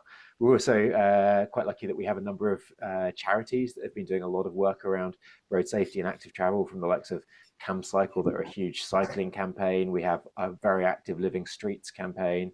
We have a sustainable travel group. We have a lot of people that have been asking for all of these really good improvements, and it does come as part of a package with us as well. From Andrew was talking about school streets. That's incredibly important to us as well. It all goes together to create those kind of entire safe routes to schools and safe routes for people to be able to get to work and everywhere else. So it's kind of come from a huge number of different areas and demand that really helps us to be able to be bold and be able to put it forward. So I'm really grateful for the work of so many others in this and making all of this possible as well. Thank you. And Andrew, can I just ask you, was that your experience as well? I mean, or did you come in with a manifesto? You're going to do this and just going to get on with it, or actually did you have to take it quite slowly to start with? It's almost 4 years ago now, Adrian, so I'm going to confess I can't remember if it was actually specifically in the manifesto or not. I don't think it was, to be honest. And in any case, like Alex, we then found ourselves in a coalition, so there was a process of negotiating an agreement. But I think this particular policy actually emerged during the budget discussions in year one of the administration, which was before I was in the cabinet. In terms of the sort of top-down, bottom-up thing, interestingly, slightly different from Alex's approach, we haven't distinguished between the size of towns. But having said that, as I mentioned, we haven't yet done Oxford. That has deliberately been put back to what will be after the end of the 3-year programme, because of the knock-on effects of other schemes. And I'm very interested to hear what Alex just said about it having been rolled out over a period of time. Again, the timing is so important to the politics here. An issue that can become very sort of pointy with an election coming up or a particular bit of media attention can look a bit different if you just leave it 6 months. Good, thank you. I think that timing thing is really important, because there are times when it works. I was just going to actually come to Duncan in that context, because I've been involved with lots of campaigners in Surrey over a number of years. I don't know how many years it is now, several, 5 or 6, I guess. And there, the overall impression given was, you're not going to get it. It's not going to happen. Just stop asking. And there was always a lot of pushback from the council. What changed? I mean, is that a fair, first of all, is that a fair reflection of what was happening in Surrey? And what's changed to be even if the speed management policy isn't 100% what 20's Plenty was asking for, what's changed in terms of the more flexible approach to 20 miles an hour in I think it's lobbying of the elected members by lots of communities, where in some cases elected members were lobbying the highways officers for more 20s to be introduced, and lobbying the cabinet member. And I think the data and the experience from colleagues who've been the trailblazers in this across the country, I think the evidence and the data is starting to be very strong as to the benefits of introducing 20 miles per hour. And I think it also came on the back of our local transport plan 4, which is our local, which has a lot of emphasis on, active travel and sustainable travel, and putting pedestrians and cyclists first. And if you're going to put pedestrians and cyclists first, I think it's something like 3/4 of cycling casualties in Surrey. Surrey has more cycling casualties than any other local authority. 3/4 of those take place on 30-mile-an-hour roads. Now, you're not going to get segregated cycle infrastructure on all of those roads because you don't have the width. But what you can do is reduce the speed limit and make it safer for cycling in mixed traffic until they can get to the main road where perhaps there is some room for segregated cycling infrastructure. So the case became very powerful that if we were going to have a Vision Zero road safety strategy, you can't do that if you don't have support for more 20s to support the safe speeds component. That figure of sort of 75% resonates with me, Duncan, for pedestrian and cycling casualties. In most local authorities, that's a pretty good rule of thumb, that 75-80% of 75% of casualties are on urban 30-mile-an-hour roads. And if you want to get more people walking and cycling, then that's you just need to get the speeds down. Was that one of the specific objectives, Duncan, going in to get more people walking and cycling, or was it more from a Vision Zero safe systems approach that you come? I think it was initially Vision Zero and road safety, but I think it's both. It's in the LTP that 20 miles per hour is what we should be aiming for on streets to support more walking and cycling. And we also have a new design guide called Healthy Streets for Surrey, which was developed for use when new developments are brought forward, so that we can say to the developers, if you're doing a new housing estate, these are what the streets should look like. And that again also emphasised the need to design for 20 miles per hour. So it all links in together, and it's consistent across road safety, active travel, and developer design guidance that, for local streets, residential areas, town centres, near schools, that's where 20s ought to be introduced. But our members are very clear that they only want to do this in close consultation with local people, and they don't want to be characterised as introducing it as a blanket approach. The perception is that elsewhere that's what's happened. I know that's not necessarily the case, but that's certainly the perception. and it is very political. In some areas, people are lobbying for it, but when you consult in some other areas, they do genuinely reject it. It has happened that some 20s have been rejected. I think we have to make the case more carefully in the future, but there will be some roads, I think, which will be 30. And yeah, our elected members do want us to make sure we carefully consult with local people. Okay, so we haven't quite got in Surrey. We're not quite at the stage where 20 miles an hour is seen as the norm, and then 30 miles an hour is an exception. But I can see we're getting there. And I was interested in your reference there to the Healthy Streets scorecard, and maybe Scott would like to. I saw that Scott had that in his presentation.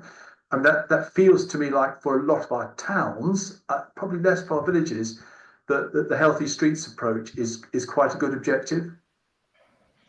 Yeah, absolutely, Adrian. And I saw a little bit in the chat there about and listened to what Duncan said.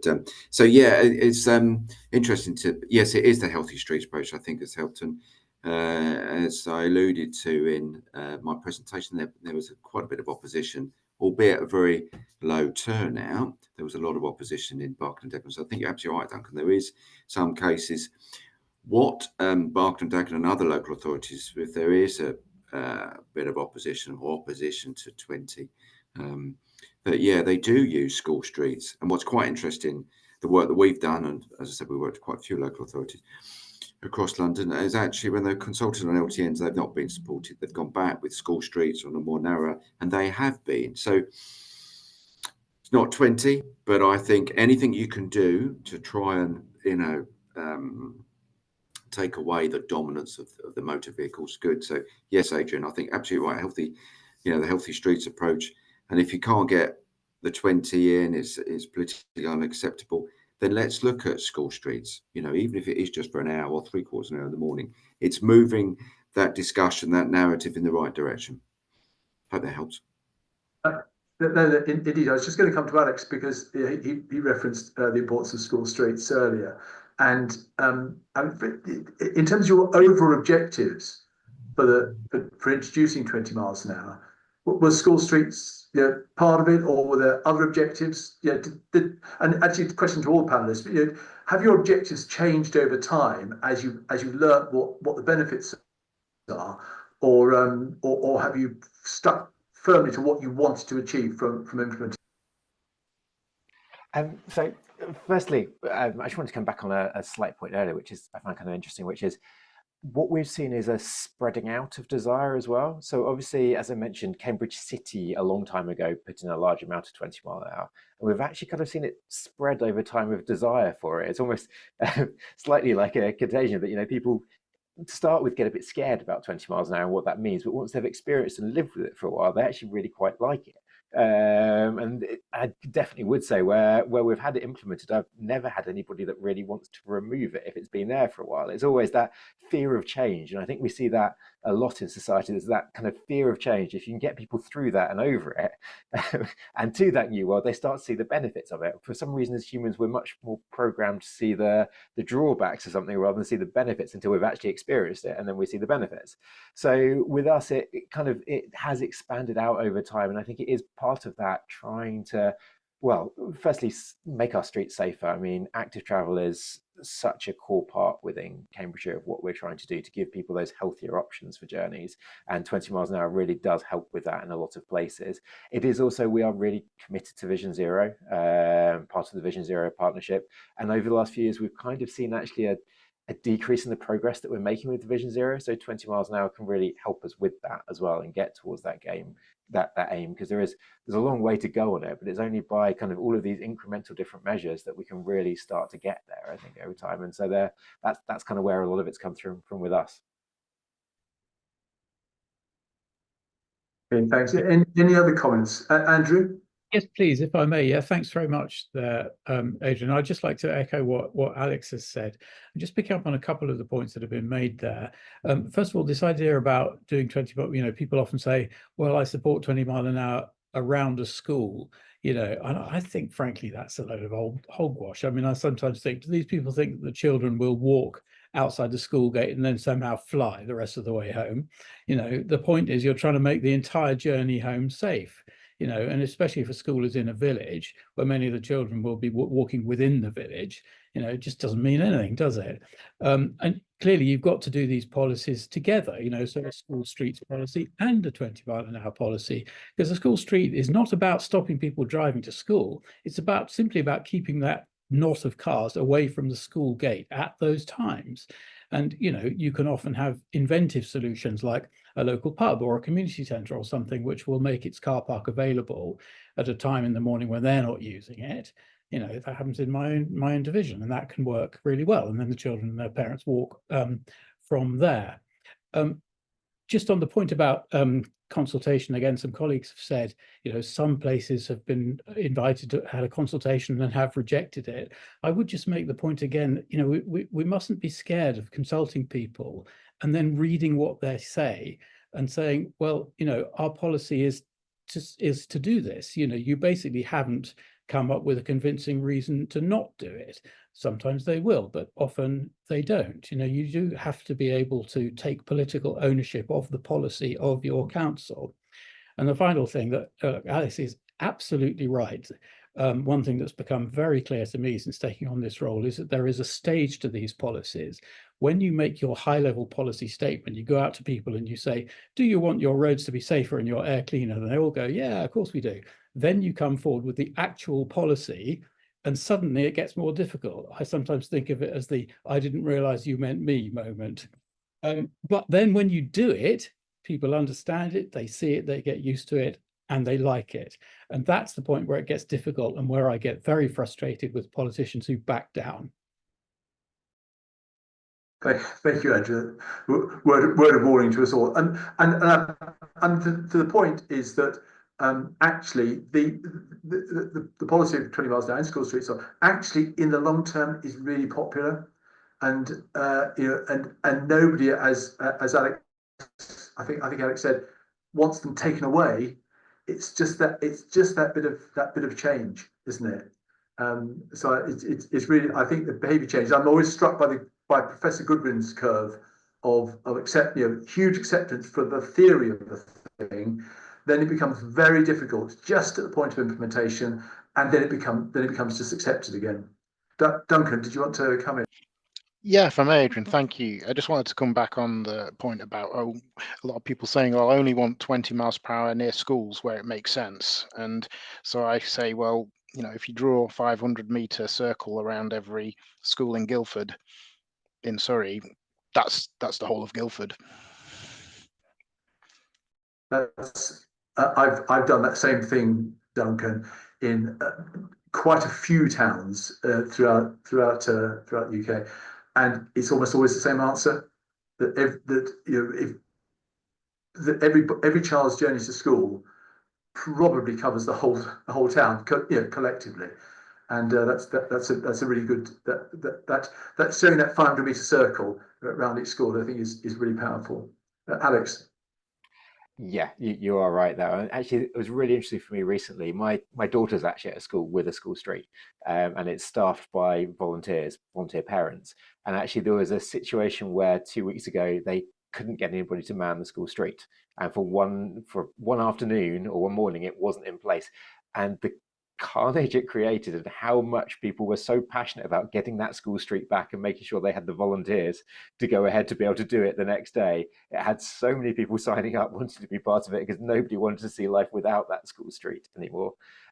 Just one of the slight things that actually during COVID, I used to live on a really busy street, and it was really interesting to see how COVID and the reduction of cars actually influenced people that lived on the street in ways that they couldn't imagine. You know, neighbours started talking to each other that previously hadn't talked to each other because it was a really busy road that divided them. It's the same in my division, that actually my division is kind of blocked into a north and south part of it because there's a busy road in the middle. And it's really interesting how that can divide people, and by lowering speed limits, adding more permeability across roads, you can really connect communities together in ways that they'd never really thought possible or thought about until it starts to happen. I'm just going to change something very slightly, and that's the with their devolved powers. Clearly, Wales and Scotland, interestingly, although we might have something different in Scotland coming, let's hold the press on that.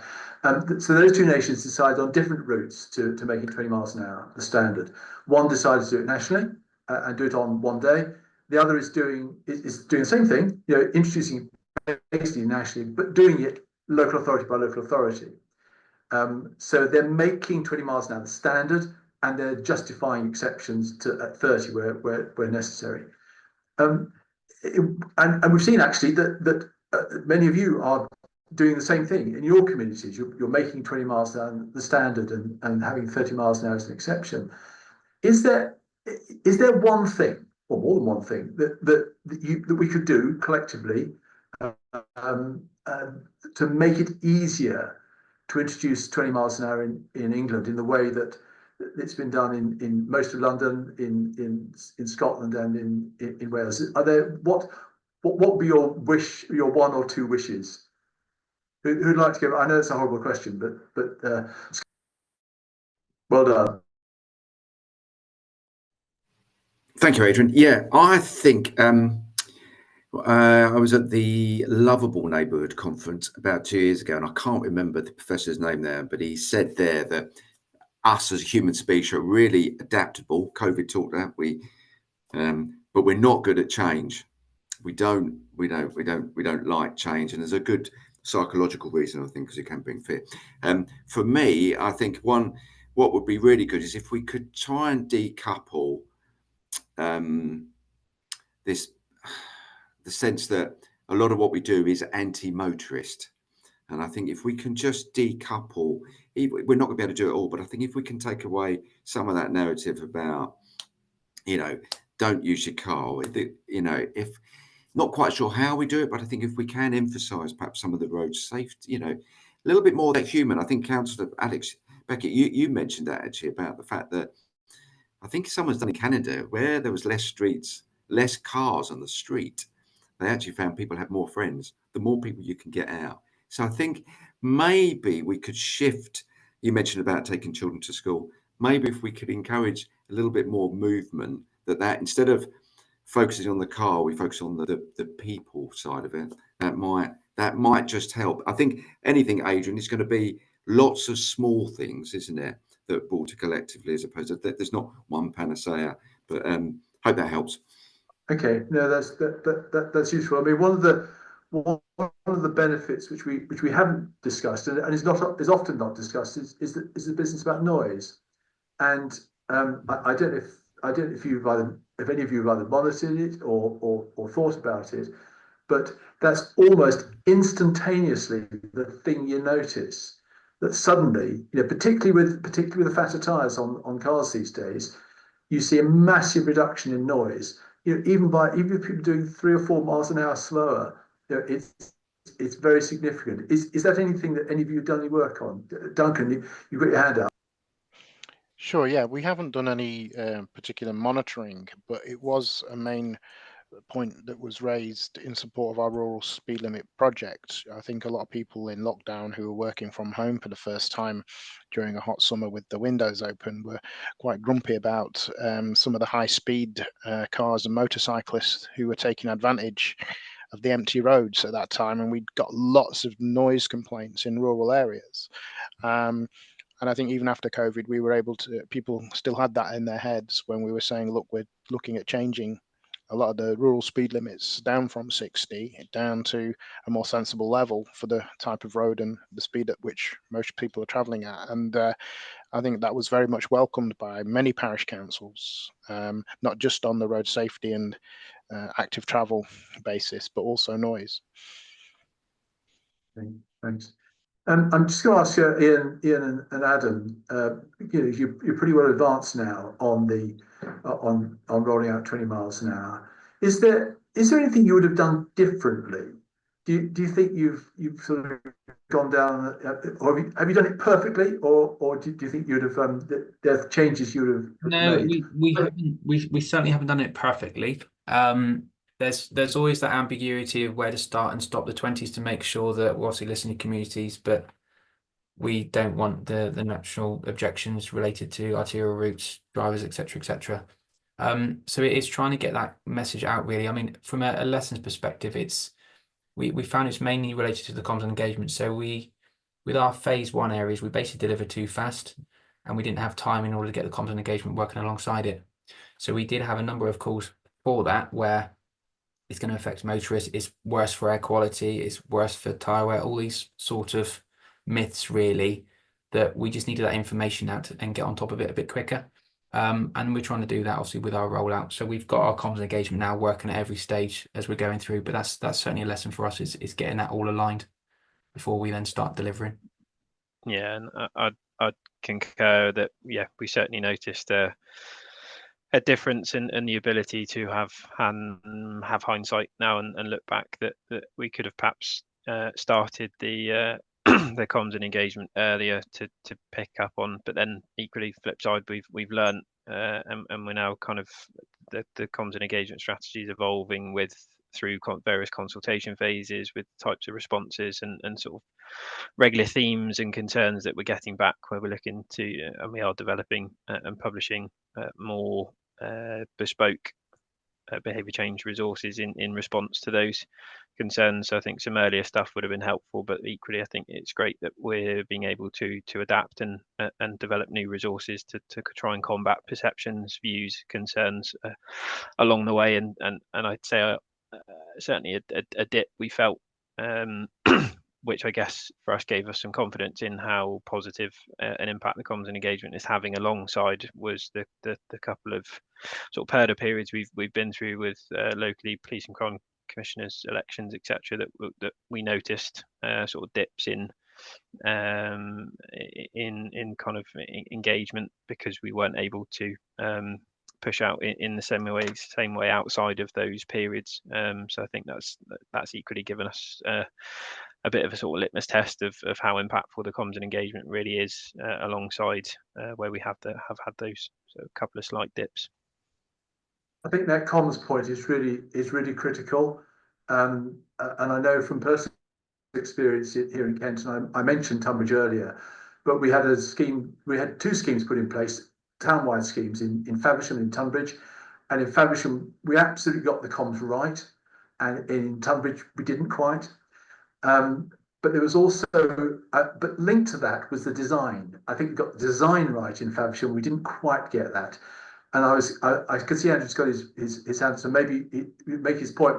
But maybe Andrew, could you also just answer or make a comment upon the designs and making sure you got the right transition points from the higher speed to the lower speed, and also this idea about having buffer zones. Is for lots of villages and places which live, and the 3 or 4 questions I saw in coming in were about how do you transition people from a 70-mile-an-hour motorway coming down through a village within a few hundred meters. Yes. Well, I'm happy to say that on an issue like that, I regard myself very much as the non-expert politician, and I'm happy to defer to our, traffic planners and modelers who understand that kind of thing and will make a recommendation. And my job is to sort of interrogate it and to work out how to do it. But that is obviously, is an extremely important feature, especially where a village, as so many are, is adjacent to a main road, sort of how you transition from one to the other. But basically I would regard that as a matter for our experts to make a judgment and to advise me accordingly, and then to test that through consultation. I was just going to make a couple of very quick points, if I may. You started your question with what one change could make things better. I mean, I'm sure our attendees don't want to listen to us debating the niceties of local government organisation, but all governments make nice, encouraging noises about giving, more power and authority and multi-year funding settlements to local government, and this one has done that too, but hasn't actually done it yet, and that would be a big help for sure. Let us decide, let it give us the responsibility for working out what works best in our own area. Comms is absolutely right. On the school street point Alex mentioned, yes, we're not here to talk about school streets, but volunteer enforcement absolutely is a challenge. We are actually looking to moving directly to camera enforcement for the next tranche of school streets, which will make the whole thing much easier. And finally, I think I'd just pick up on a point that Duncan was making about behaviour change. It's worth remembering that there was vocal and coordinated opposition to things like mandatory seat belts and smoking in schools and things like that, and drink driving. People regarded this as an assault on their civil liberties. So we do need to sort of move the dial a little bit. And it's also about the language that we use. We talk about vulnerable road users. Why is a pedestrian a vulnerable road user? The pedestrian should be head of the hierarchy, and we've got to get to a place where, certainly in a medieval city like Oxford, the car is the visitor, the car is the foreigner, and the pedestrian and the child in particular belongs there, and the car needs to take second place, or ideally not be there at all. Very good. I was struck by the phrase, which I can't remember exactly, but that how time is the greatest persuader of all. Forget logic and data. It's time which persuades people to accept change. I think Duncan wanted to come back. Yeah, thank you. Just in response to the question, what would the one thing be that we would like as a local government officer rather than elected politician? It's money. Show me the money, and then we can implement this stuff, and we can have campaigns to support it. You can have a local authority with all the lovely local transport plan brochures and road safety strategy documents that have very worthy words, but it doesn't matter at all. If you want to know the commitment of a local authority towards road safety, look at where its budget is being spent. We're lucky in Surrey, I should add, in that we do have that support from our elected members, and we have had some money put forward for road safety outside schools, and we are implementing school streets, and we've got £3 million that we're just about to finish spending on speed management, which has allowed us to put in these rural speed limits, and also lots of average speed cameras on some of the high collision routes as well. So, that's what's making the difference, is the investment. Easy to say. Thank you. Have you quantified in the way that Cornwall did on the saving on the illuminations? No, not on illumination. No. Okay, so that was a figure which was really shocking to me, but I think maybe we need to publicise that a bit more. In the time we've got left, I just wanted to ask a couple of other questions. One was really about enforcement, and I mentioned earlier that the 2020 for us had done a freedom of information request to the police forces asking how they were enforcing different speed limits, and I can tell you that different police forces are doing really different things. But we've also seen in Wales that even without enforcement, in fact, in Wales it was almost negative enforcement, because they said we are not enforcing 20 miles an hour, everybody. And even there we've seen a massive drop in speeds and a massive saving in casualties. So I suppose my question about enforcement really is it necessary? Is it important? Is it desirable, or actually is it just irrelevant? Anybody like to comment on that? Alex, you're smiling, so you get to answer. Go on then. So, I mean, I think all of us wished everyone did the speed limit at all the times, right? But the human factor of it is that I know that people will speed at times. The real thing that comes to me with this, though, is the safety, in that it's not only the speeding people that hit people or are involved in collisions. Often it's a good law-abiding, motorist that somebody just jumps out in front of them, and that they will be doing the right speed limit. And therefore, if they are doing 20, then the chance of them actually hurting somebody is far less at 20 miles an hour. So I think as communities, we often see residents that, are really het up on the person that's speeding going massively over the speed limit, but actually it's everyone else often. While those people that are going really fast are more likely to cause an accident, the majority of collisions are actually by law-abiding people that are going at the right speed limit and something just happens. So I think we have to not get too caught up on the one, rogue motorist that is definitely not going to abide by the speed limit and, won't do it, and more about the average mean speed is the more important there. And also, if we've got somebody that's speeding in a 30-mile-an-hour zone, they'll usually be doing, 35 miles an hour, something like that. If they're then speeding in a 20 zone, they'll then be doing 25, 26 miles an hour, which again, I'd much rather they're speeding at 25, 26 miles an hour than speeding at 35, 36 miles an hour. So yes, enforcement is important and we should be doing everything we can to try and enforce it if we can.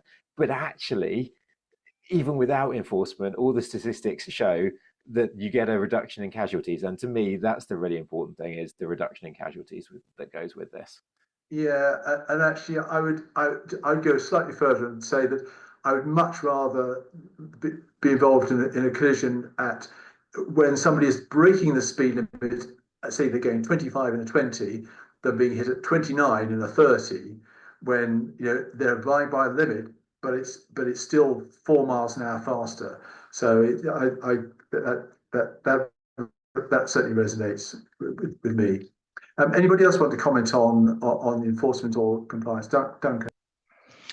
Yeah, I think it's a really important issue, and to bring police colleagues along with you on this journey towards lower speeds. And we have to accept and understand that just simply reducing speed limits to a level that would be not credible, there's that credibility gap that we have to be mindful of. So reducing them to a much lower extent, far lower than the prevailing mean average speed, does cause police angst and worry, and understandably so, because they won't necessarily have the resources to enforce, and there is a need to consider what engineering improvements can be installed to make it work without the need for enforcement.